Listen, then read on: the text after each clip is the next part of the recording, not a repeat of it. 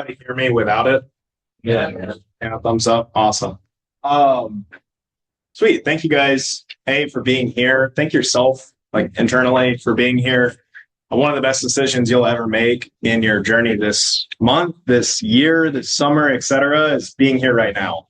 You're open to growth. You said yes when your manager asked you to be here. And I just want to take a second to appreciate that all of you took some amount of time and energy, sometimes money, to be here. And that's really important. And I appreciate that you're here, and you should appreciate that in yourself. And when you get a chance, like I know we've said it a ton of times, but thank your manager for getting you here. Because I know right now you're like, I'm eating some fruit snack right now, and there's this dude with a man bun about to tell me about how to make more money. What you don't know right now is that some of the things you're learning today are going to be really impactful when you're maybe done with Cutco. And that's one of the things I really appreciate about this job, is that everything's applicable long term. So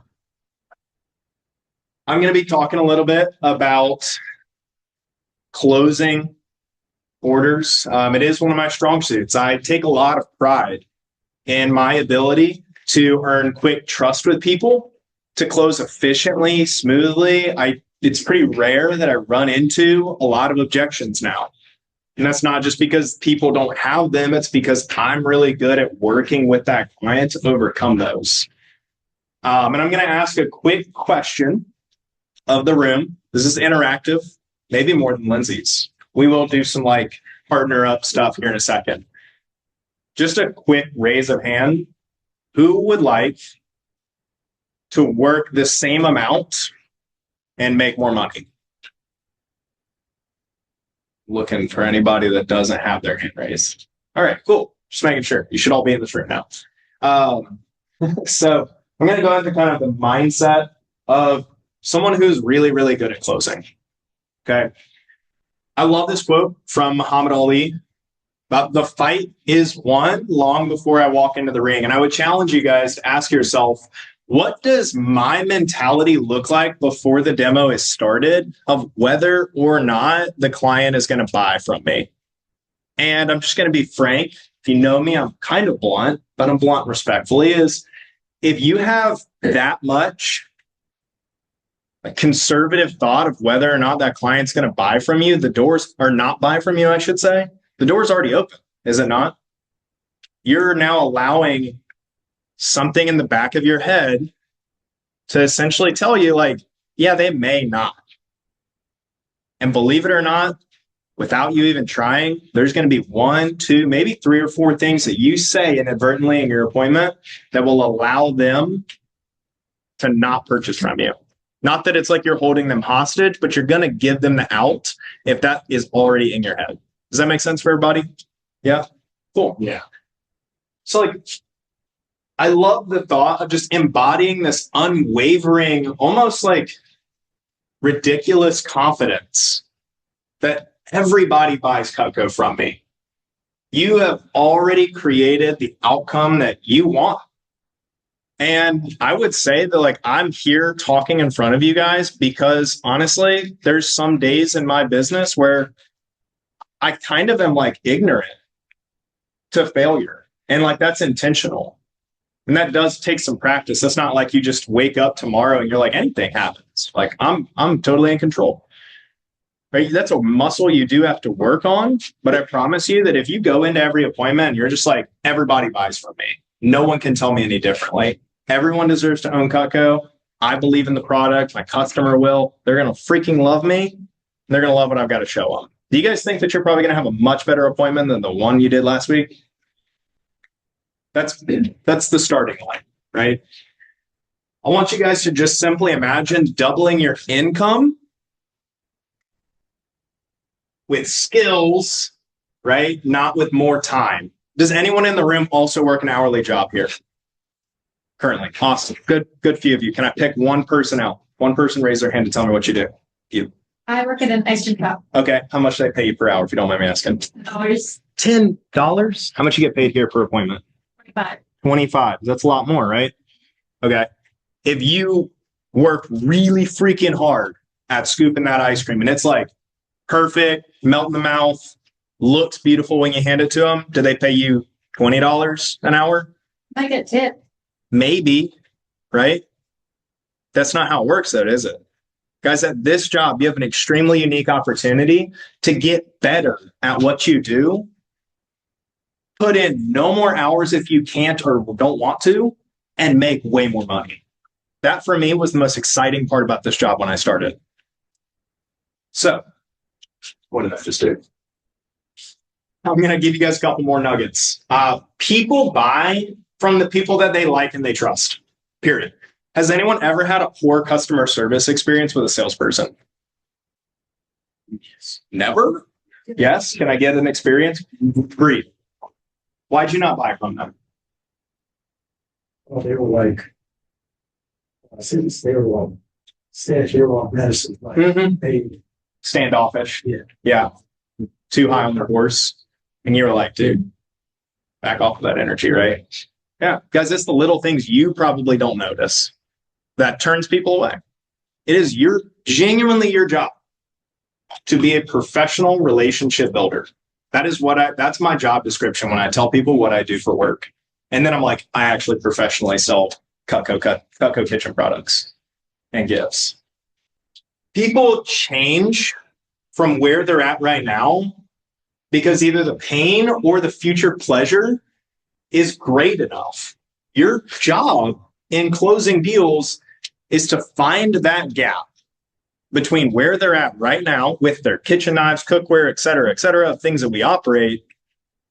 And your job is to help them either identify how frustrating where they're at right now is, or flip side, see how incredibly awesome the future would look like in their day-to-day life in the kitchen if they use Cutco every day.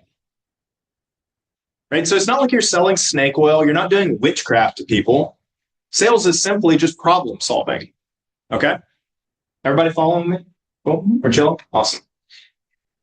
And last, just extra value nugget. One of the mentality shifts for me whenever I was a young sales rep, I was right there in your shoes, sitting in the seat that you're sitting in, a few $1,000s in, was someone had told me that, Carson, people buy experiences and potential emotional opportunity. People very rarely, when it's in conversation with stuff like this, right? You buy a cell phone plan because the numbers, right? Yes or no? Not because you're like, oh, this plan is going to make me feel so good every day, right? That's not how that works. Okay, when we're talking about a practical luxury like Cutco, people buy the experience you're selling. Really, really great salespeople nationwide. They are masters of selling experiences and emotions, right? Me, I don't get a ton of price objections from people. Why do you think? I sell value to people, right? What I'm selling to somebody when I sell them a set of cookware, a set of Cutco knives, our flatware, is I'm sharing with them, I'm like, Miss Jones, just imagine with me, great word to write down, by the way, imagine if, Miss Jones, imagine if every single time you pick up your cookware made by Cutco, you will never have to worry about it falling apart. You won't have to worry about toxic chemicals and coatings. You're not going to have to worry about, cleaning it up and letting it sit in your sink for 17 business days. Ms. Jones, what if that was never a reality for you again? How do you think people feel after that statement? They're like, I want on board. Whatever it takes. Give me that experience. Do you guys see how I'm building a gap between where they're at right now? I didn't have to recognize, I didn't even have to ask them. I'm just like, I know the common problems. And that's your job, is to become a professional in that, right? And then I'm building this experience, this lifestyle, this imagery. Has anyone ever heard the quote of why does Lamborghini not have commercials? It's because their clients aren't sitting in front of a television, right? They don't need to market. They don't need to. Why? Because people buy a Lamborghini not because it's comfortable. I've sat in it. They're not comfortable. I've driven, me and Ron on the racetrack, driven a Ferrari, not comfortable car. Would never have it as my daily drive. but dang, what an experience. And you know what? I brag about that. What you guys are selling is that same thing, whether you believe it or not. You are selling I want to brag about the knives that I have. I want every day that I use this stuff to be this like extravagant, emotionally exciting experience. Okay. So again, we're setting it all up right now. I'm giving you guys some like tactical stuff. These are some tactical notes that I want you guys to write down. Feel free to take a picture, but if you write it down, you're probably not going to lose it in your camera roll. Just saying. Number one, guys, like you got to do some work ahead of time to like actually set yourself up to get to a really high closing percentage. It doesn't just happen overnight. Do I sell Cutco to people who probably don't qualify as somebody who can buy Cutco? Absolutely. Lindsay's watched it happen. Sold Cutco to a 10-year-old last month. You shouldn't. I have. You should not. Don't try and tell your manager you got a demo booked with your cousin. But in y'all's stage in the business, are you meeting with the people that are the decision maker? Right? Yes or no? Number two, do you know what your client's top problems are before you show up? Right? If they already have good knives because they told you that over the phone, do you think you should probably find another problem? Yes, you should. Right? Should be like, cool. Maybe they don't have good silverware, something like that. Are you picking apart all the potential objections that they're going to tell you at closing while you're building rapport?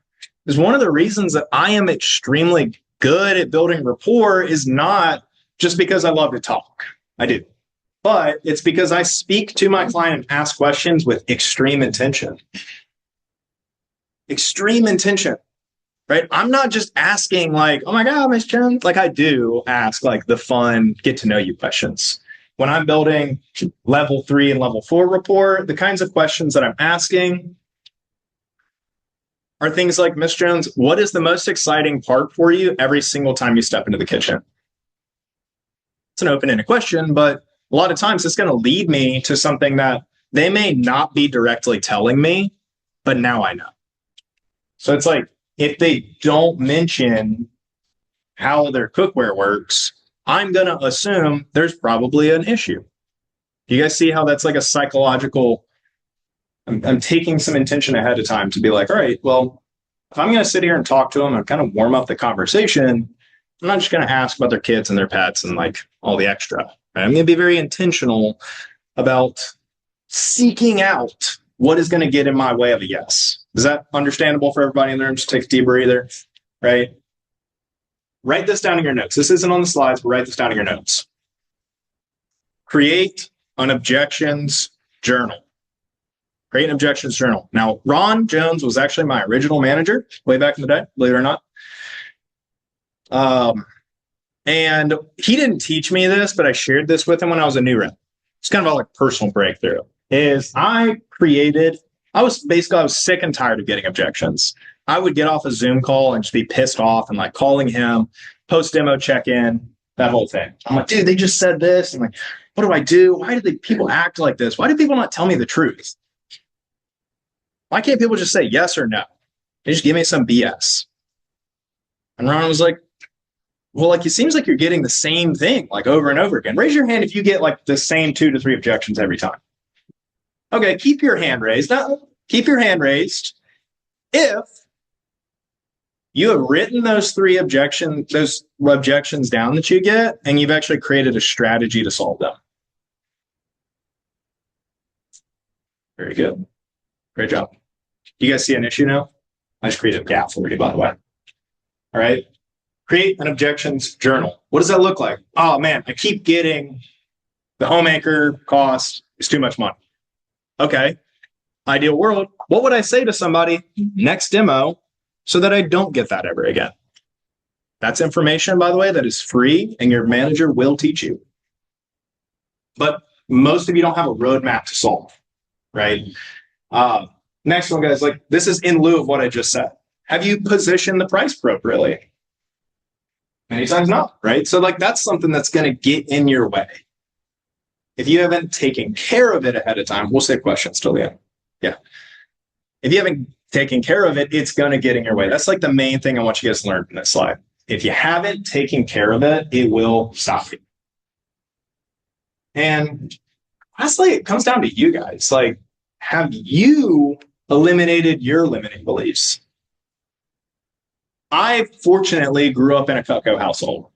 Aunts, uncles, mom, dad, 30, 40, 50 plus years of ownership around me. Right. So like I had conviction in Cutco, but there was actually limiting beliefs that still crept into my mind that would keep me from making sales early on. Mostly around referrals. Believe it or not. They're like, I just told myself, people don't want to send their friends my way. And then I had to work the muscle out and tell myself over and over and over again, no, actually, I'm an awesome and amazing person. I bring value to every appointment. I'm here to make friends before I make sales. People are going to love sending their friends my way. So what I want you guys to do before I go to the next slide, I want you to write down 3 of your limiting beliefs that are preventing you from making any sales, or like, creating objections internally. Just brainstorm music cues. Right? And then when you're done writing those 3 down, I want you to just look to the neighbor next to you. I just want you to share your number 1 limiting belief. Because as soon as you speak it out loud, you're kind of dispelling it. It's like not that big of a deal anymore, right? Give you guys a couple minutes, or like a minute to do that.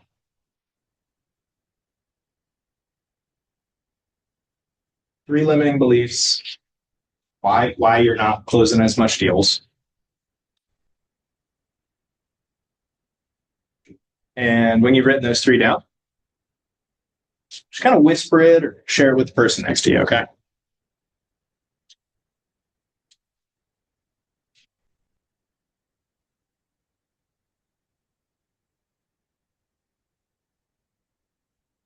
I don't hear a lot of whispering. There we go. Speak it out loud. Get it over with. Well, I'm worried that it's more or less that I don't know if anybody is like something like can you build our one which I don't talk about why begin and outline I think we're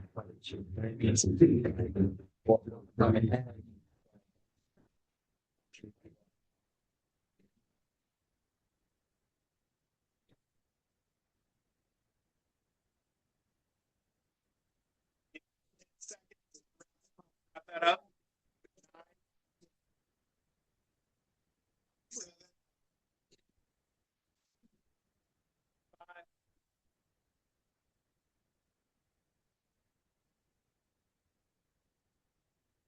So did it feel good to let go of it? It should. Because guess what? It don't matter. No one cares. Sorry. Like, guys, like limiting beliefs are all here. It's between the 6 inches between your ears. Like did you hear your friends object like limiting belief and you were like, yeah, that's real. Yeah. Yeah. Did anyone say something that literally was like, oh my God, me too? Whoa. The concept. Okay. I'm going to teach you guys the 5 pillars to closing. Okay. And listen, this is not masterclass $600,000 in sales, like level 5 pillars to closing. But this is the kind of stuff that if I were to wheel back the time 4.5 years ago, these are what I needed to hear to get better. These are what I needed to start implementing. I have obviously compounded on these things, but if I'm honest with myself, everything I've learned right now kind of builds off these 4, 5. Number 1, guys, the sale actually begins with the phone call. You heard from Lindsay, like teeing them up, setting up the order. I'm going to dive into all 5 of these points a little bit more in depth, okay? It's your job to kind of be assumptive over the phone, right? I have listened to reps when I was a district manager, and it sometimes is it made me giggle. Like when the rep would be like, yeah, but don't worry. You don't have to buy anything from me. You don't need to. Seriously, like don't feel any pressure. Those reps never sold anything. Like ever. But you know what? I had reps in my office like flip the script and they'd be like, listen, you don't need to buy anything from me. Like I'm good. don't have to. They pay me pretty well, but like a lot of people do. You'll understand more whenever you see the product in person. That's like confidence. Guess what? Those reps sold a lot of Cutco this summer. Number 2, level 4 rapport. This is not a rapport talk. If you want rapport information, I'm in every one of your WhatsApp groups. Send me a text. Seriously, I will answer you. Sound good? I'm free. I won't charge you like some of these other folks. But guys, when you build level 4 rapport, you need to be able to say anything that you need to people to call out their bullshit. Has a customer ever given you like a total BS excuse before? Our dog's toenails need to be clipped this week and we can't afford the homemaker. Like, what the hell, Miss Jones, are you talking about? That wasn't a yes or no, right? Why did you bring that up? Number 3, guys, if you don't have excitable goal sharing and they're not asking you like how they can be supporting you, little do they know, obviously Cutco supports them way longer term, then your goal sharing is probably not that great. Probably like, yeah, trying to make some money this summer, right? Number 4, I love ownership verbiage. I love, again, guys, painting a picture for people of an experience, right? Ms. Jones, you already own this stuff. You just haven't paid for it yet. We'll get to that later. I don't say that out loud, right? But a lot of the way I'm talking is alluding to that. And lastly, guys, just objections, like actually doing the objection cycle. I'm going to give you like a quick snapshot on the objection cycle. Again, if you have more questions of how that looks, you want me to say it out loud, text me. But it's kind of your job to take the first no that you get and partner with your customer to help find a yes. It doesn't have to be the yes instead of that original no, but it's maybe a yes to something different. Okay. By the way, guys, like all of these will be on the next slides, so it's okay if you don't get them. Number 1, sales begin on the phone. Have them share what problems. Oh, sorry, I totally skipped something. Have your customer, right, whenever they're alley-ooping with their friend, neighbor, etc. Whenever they're texting with them, guys, like just try this and see how well it goes. It's like once you hook that customer up with an order, have them tell their friend like what problem you solved. Great example. Oh yeah, we bought the super shears from little Timmy because we have like 17 pairs of really crap scissors in our drawer, and these Cutco scissors will literally work on anything and they're guaranteed forever. So like even if you don't get anything, like you should probably get the scissors like I did. I started doing that when I was a new rep, guys. And like I'd have customers who started the demo and they're like, I already have my wish list picked out. Because my friend was like selling me on all the stuff they bought. Right? So again, that's like kind of having your customer engaged per Lindsay, right? And I love making a competition, right? I had this crazy string of orders where there's 7 different like basically housewives. They were all in a group chat with each other. And it was the most unhinged thing I've ever experienced in like the last 4 years, where the one lady bought a galley. I think it was even a basic galley. Her friend buys the galley with table knives because she wanted to spend more than her. Texting in the group chat, right? Right. And then the next lady that I met with bought the homemaker, naturally, right? Next lady bought the homemaker, but instead of table knives, she just bought 8 steak knives, right? So it was like these little like $300-$400 increments. And then it was bought the homemaker with steak knives. And then her friend that saw me bought a Siggy. The next one was an ultimate. She was like, I'm the big dog. And then I think I skipped a person with a small order. And the last one bought an ultimate and a flatware chest. I was doing the same demo to all of these ladies, right?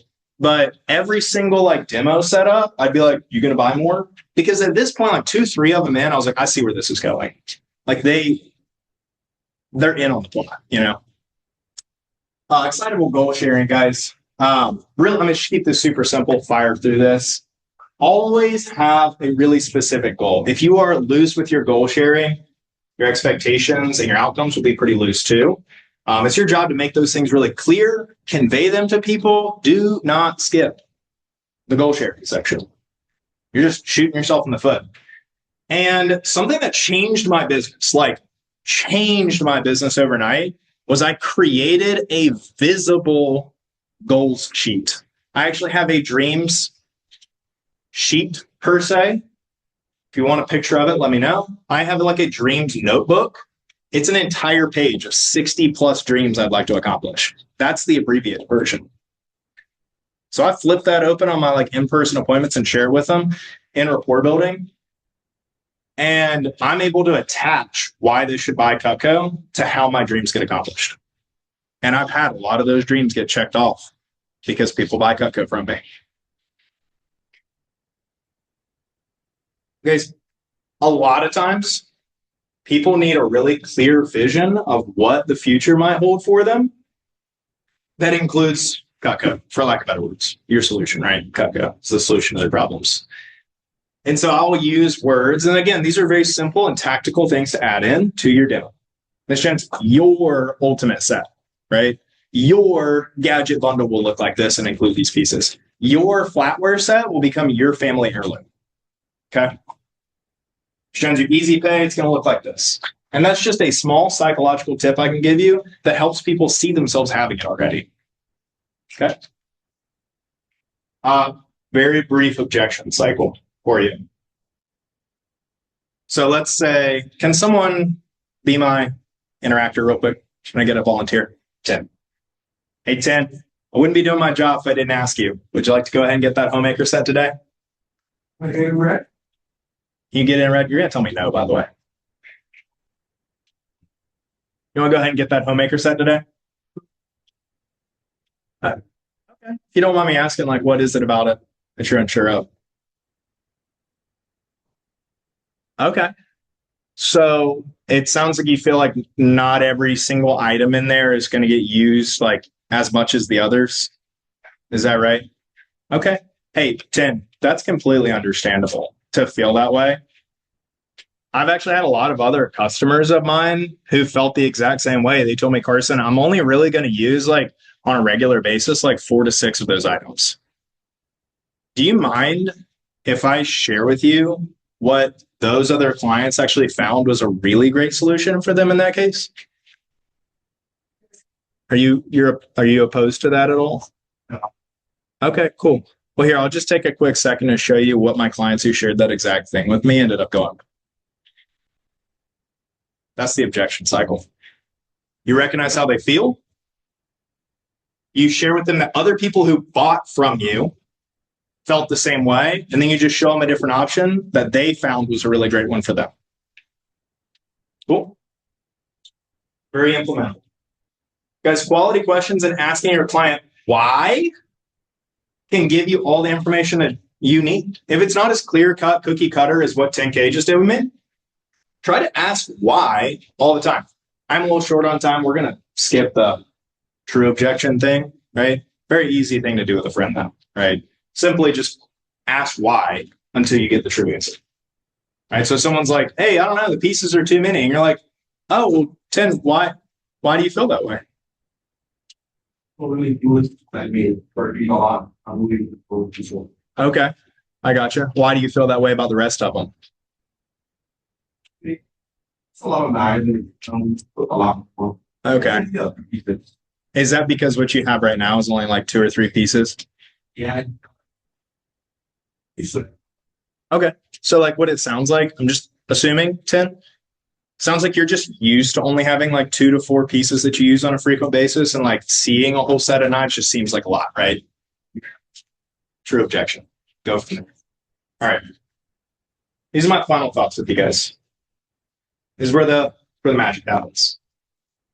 People do not buy things they need. Remove that from your vocabulary. People don't buy stuff that they need. Think about the last time. I love this example.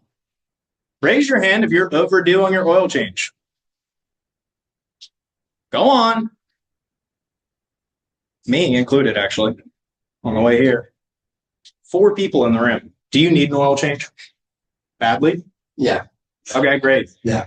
When was the last time you spent $40, $50 on something you wanted? Yesterday.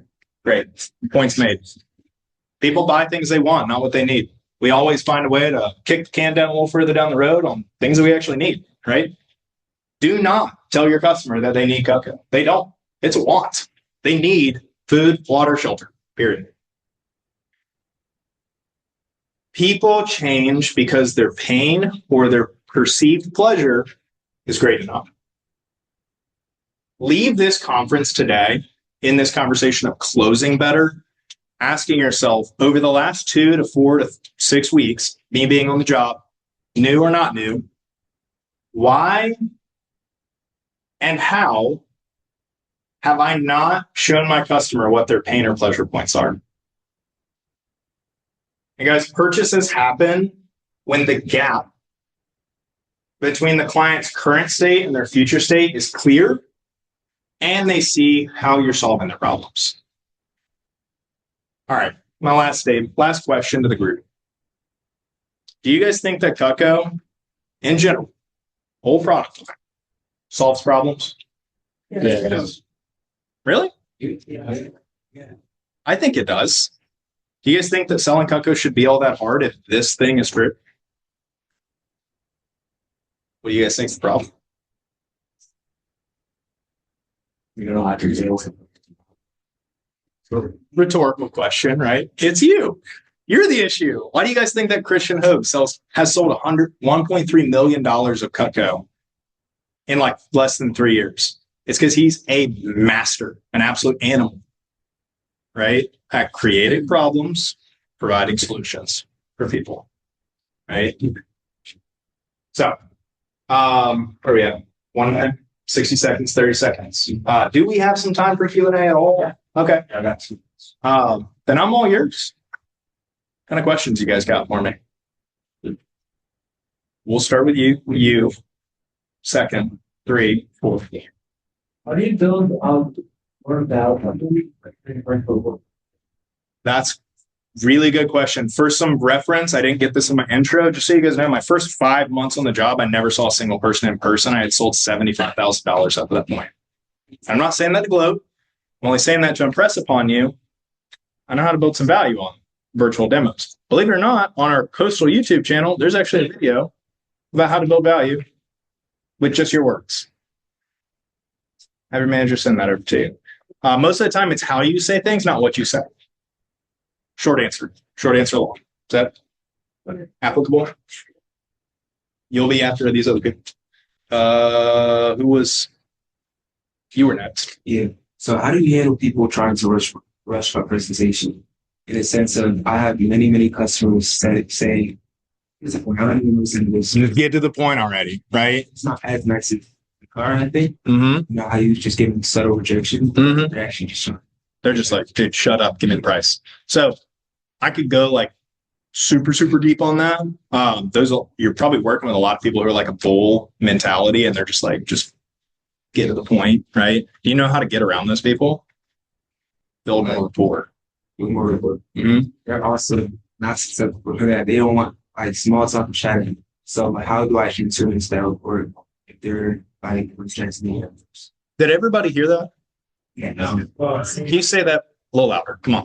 How do I enter into that rapport if they're rejecting that at first? Okay, so let me ask you a straightforward question. This may be helpful to other people. Are people just like, dude, just shut up and tell me how much Cutco costs? Yes. Okay.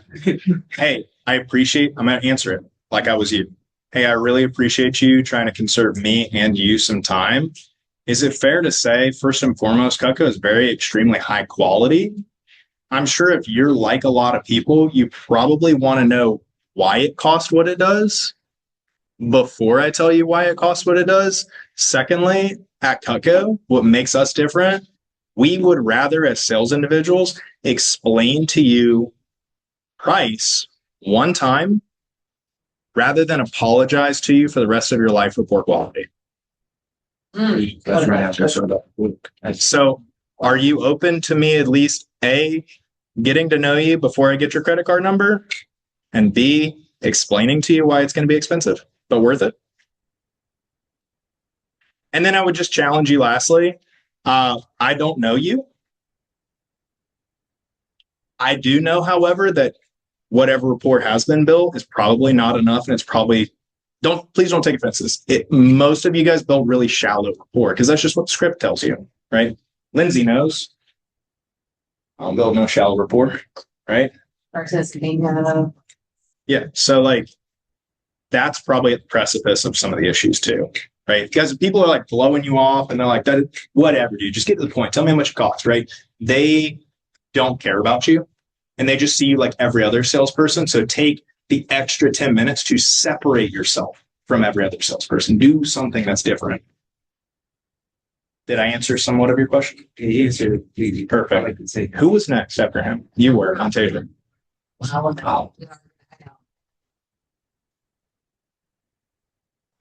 Come and get me. Come steal me. All right. I will be here for you. That's why I drove all the way from Asheville. That's it.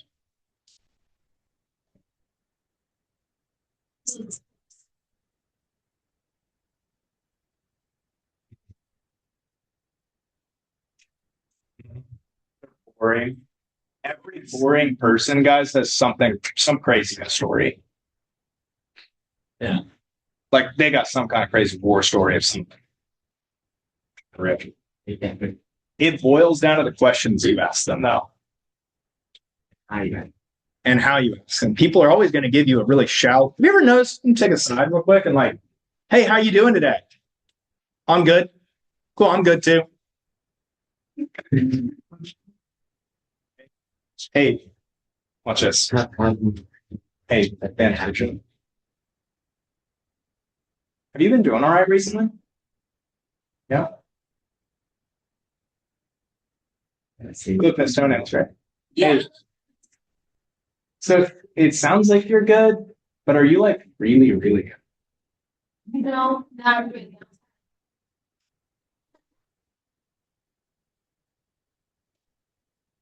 I'm here for you right now. Like I'm giving you my time, but you're also giving me a lot of yours and things. But do you mind telling me a little bit more about that real quick? Like how that's got you feeling?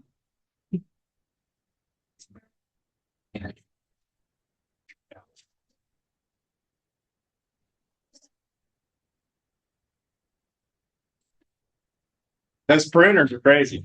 Do you guys see what I did? First, body language. Secondly, tone. And third, I didn't stop when she gave me the first answer. Do you feel like I actually cared? Yeah, exactly. Not witchcraft. Is it? Yeah, I think. So We're good. Yep. Thank you guys. Go sell some more knives, but probably. Yeah.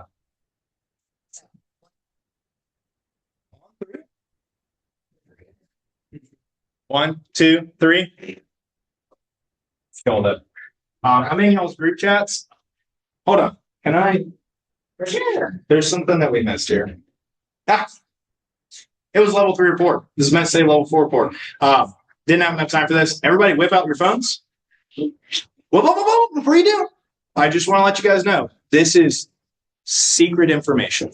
All right? This is divisional information that I'm giving to you rent free. You want to know how I'm really good at building rapport? Right there. Scan the QR code. Right there. No. I'll leave this until this. Thank you guys so much. Really appreciate it. Means the world to me. well, dude. Figure out.